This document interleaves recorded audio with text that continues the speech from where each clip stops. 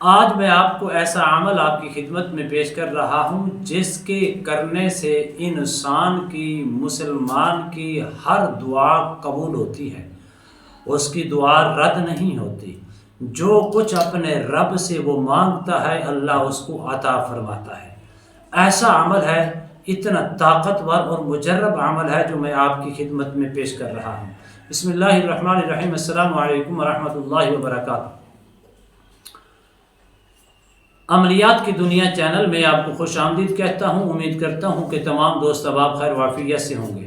دلی دعا ہے اللہ آپ کو راحت والی، امن والی، سلامتی والی، خوشیوں والی زندگی عطا فرمائے۔ اللہ آپ کی زندگی کے اندر بہاریں ہی بہاریں عطا فرمائے، آمین۔ ناظرین محترم، عمل کی جانب بڑھتے ہیں۔ کئی مقامات ایسی ہیں، کئی عمل ایسی ہیں جس کے کرنے کے بعد جب بندہ اپنے رب کی بارگاہ میں التجا کرتا ہے، دعا کرتا ہے، اللہ اس کی دعا کو قبول کرتا ہے۔ جیسے آج جمعۃ المبارک کا دن ہے۔ جمعۃ المبارک کے دن ایک ایسی گھڑی ہے جس گھڑی کے اندر بندہ اپنے رب سے دعا کرتا ہے، اللہ اس کی دعا کو رد نہیں کرتا بلکہ اللہ اس کی دعا کو قبول کرتا ہے۔ اس کے اندر کئی روایتیں ملتی ہیں کہ وہ گھڑی کون سی ہے۔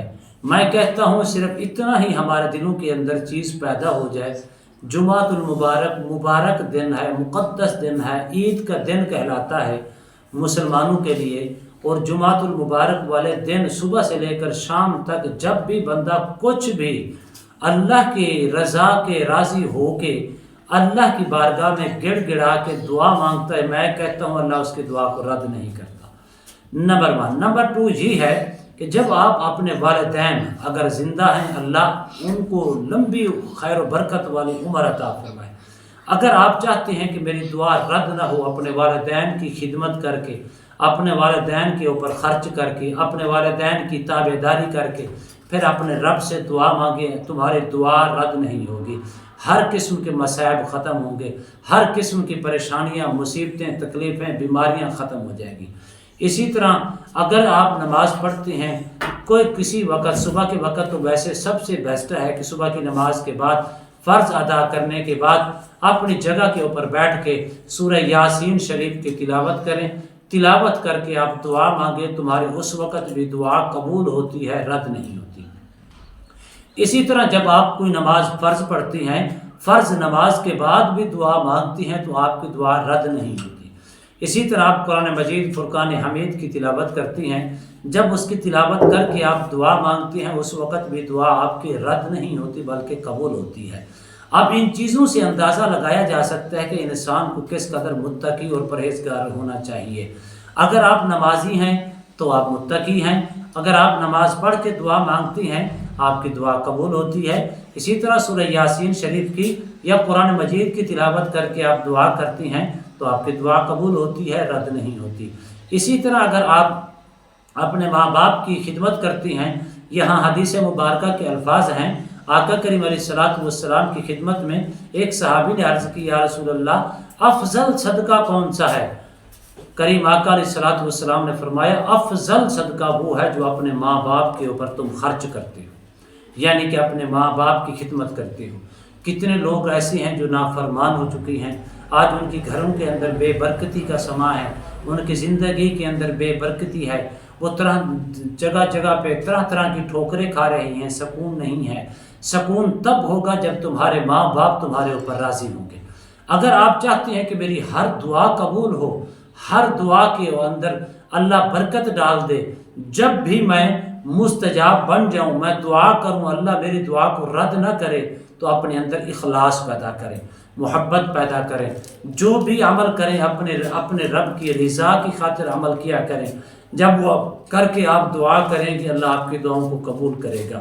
اسی طرح جب کوئی بندہ تہجد کے وقت اٹھتا ہے، تہجد کے وقت اٹھ کر تہجد پڑھ کے اپنے رب کی بارگاہ میں گڑ گڑاتا ہے، رو رو کر مانگتا ہے، پھر اللہ سبحانہ و تعالیٰ اس کی دعا کو رد نہیں کرتے بلکہ اللہ اس کی دعا کو قبول کرتے ہیں۔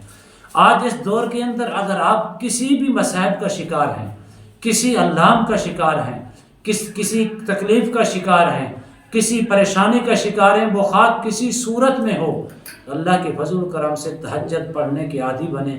جب آپ تہجد پڑھ کے دعا مانگیں گے، اللہ کی بارگاہ میں گڑ گڑائیں گے، اللہ آپ کی دعاؤں کو رد نہیں کرے گا بلکہ اللہ آپ کی دعاؤں کو قبول کرے گا۔ اور یہ صرف اس وقت کل کائنات سو رہی ہوتی ہے، کل کائنات کو بنانے والا رب، کیونکہ وہ نیند سے پاک ہے، اس کو اونگ تک نہیں آتی۔ جب آپ اٹھ کر اس کی بارگاہ میں نیاز مندی کرتی ہیں، پھر اللہ تمہاری دعاؤں کو قبول کرتا ہے۔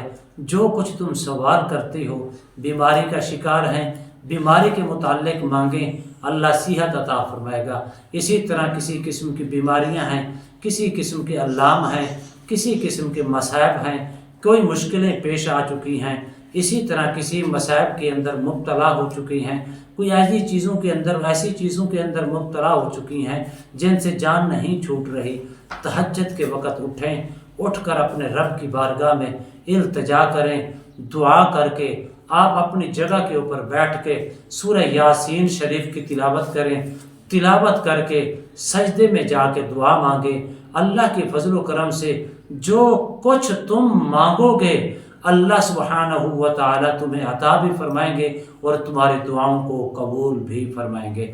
امید کرتا ہوں یہ میری ویڈیو آپ کو پسند آئی ہوگی۔ اگر پسند آئی ہے زیادہ سے زیادہ لائک کریں، شیئر کریں، سبسکرائب کریں، بیل آئیکن کو پریس کریں، کمنٹس کے اندر سبحان اللہ، الحمدللہ، اللہ اکبر، ماشاءاللہ کی صدائیں بلند فرمائیں۔ ایک نئے موضوع کے ساتھ، ایک خوبصورت عمل کے ساتھ دوبارہ آپ کی خدمت میں حاضر ہوں گے۔ تب تک کے لیے اجازت دیجیے، اللہ حافظ، السلام علیکم ورحمۃ اللہ وبرکاتہ۔